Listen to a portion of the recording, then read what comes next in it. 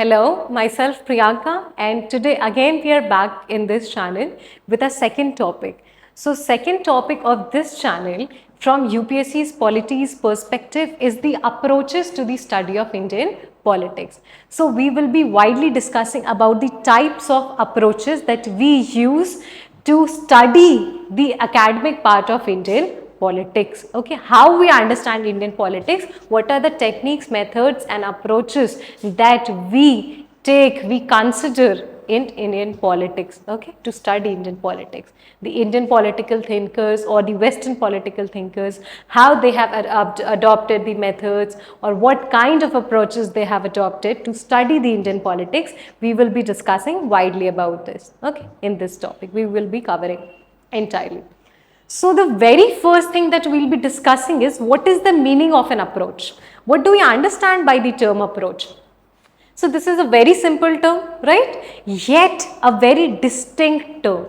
We very widely use or we use this term interchangeably with method. Okay, we use the terms approach,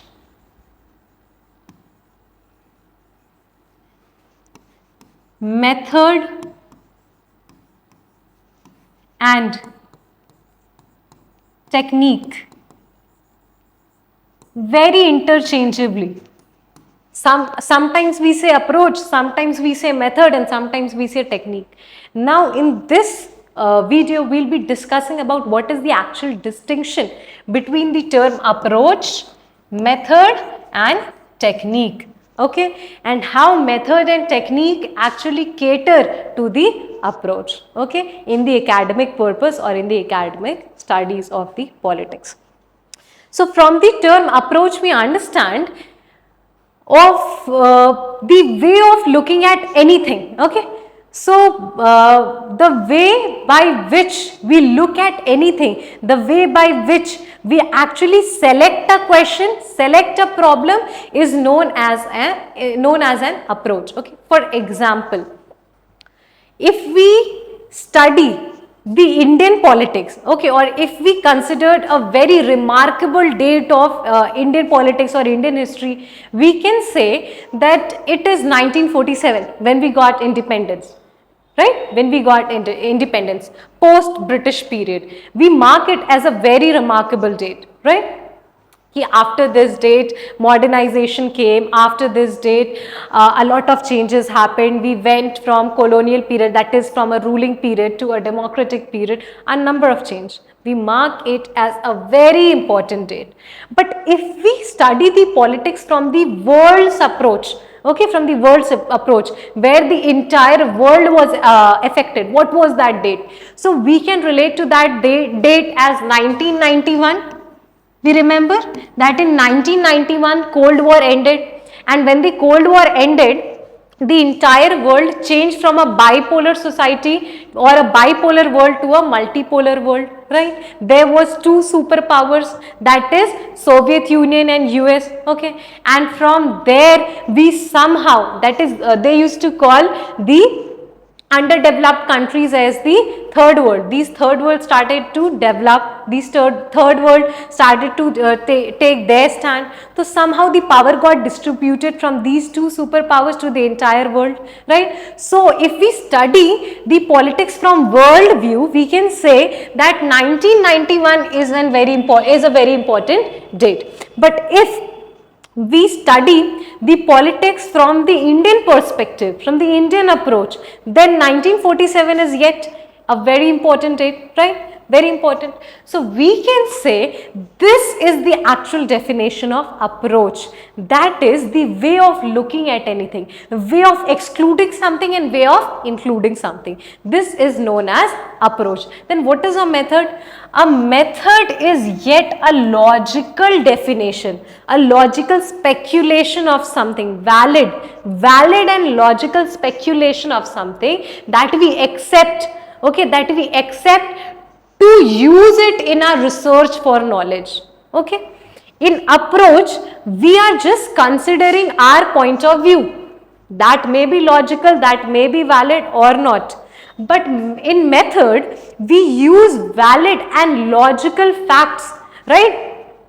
valid and logical terms, maybe we say, to actually continue our research process, our research for knowledge.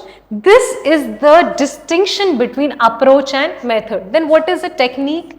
So technique is the practical implication of the method that we adopted. We decided that through this method we will be doing a work, and when we implement that method, that is known as a technique of doing that. Okay, so we very much interchangeably use these terms, which should not be changed. Now, why are at all we reading about this distinction? Because we need to understand one thing, that whenever a political scientist will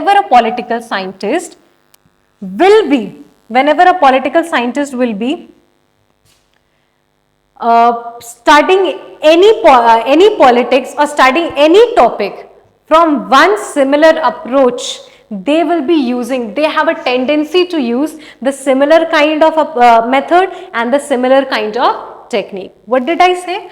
I said that whenever a political scientist or a political philosopher will be studying a topic from the same approach that the another political scientist was studying, right? They have a tendency to use the same technique, and they have a tendency to use the same method, and also they have a tendency to reach to the similar conclusion, right? This is one thing that we need to understand about the approach.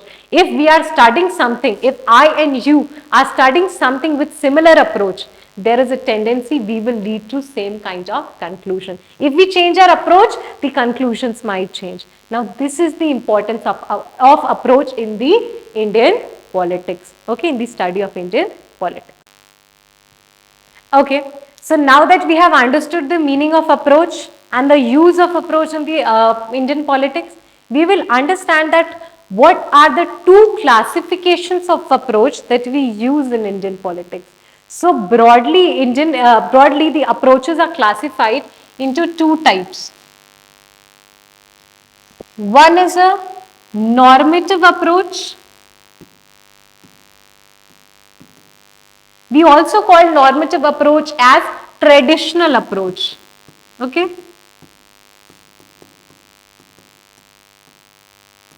And another is the empirical approach. We also call this empirical approach as model.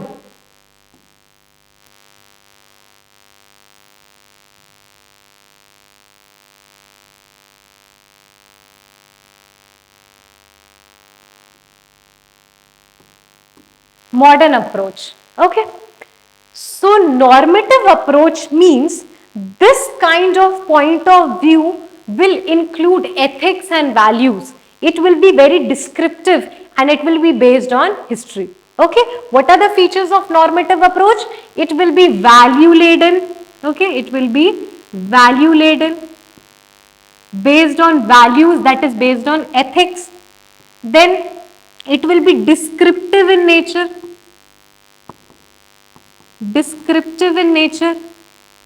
Okay, and it will be based on history.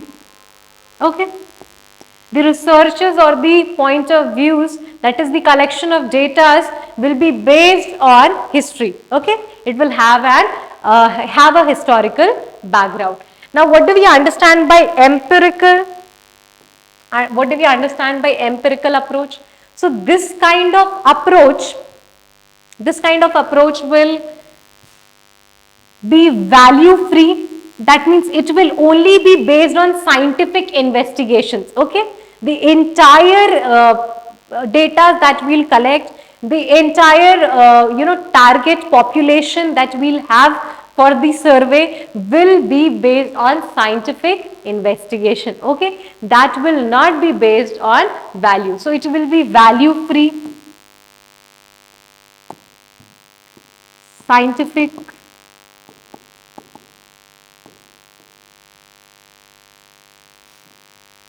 and non-descriptive.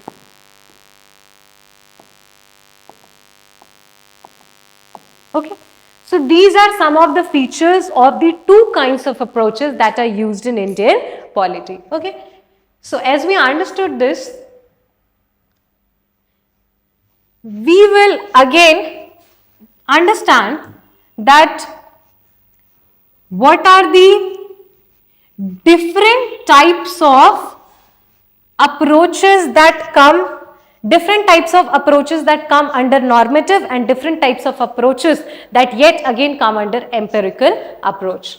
So under normative approach, we have five types of approaches. We have five types of approaches. One is philosophical approach, very important.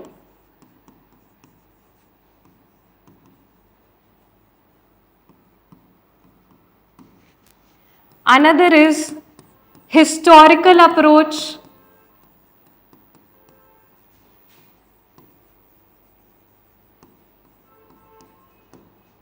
Then we have institutional approach.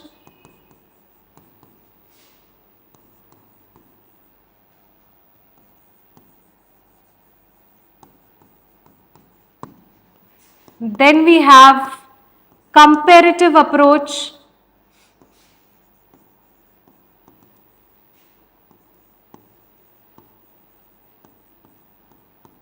And at the end, we have the legal approach.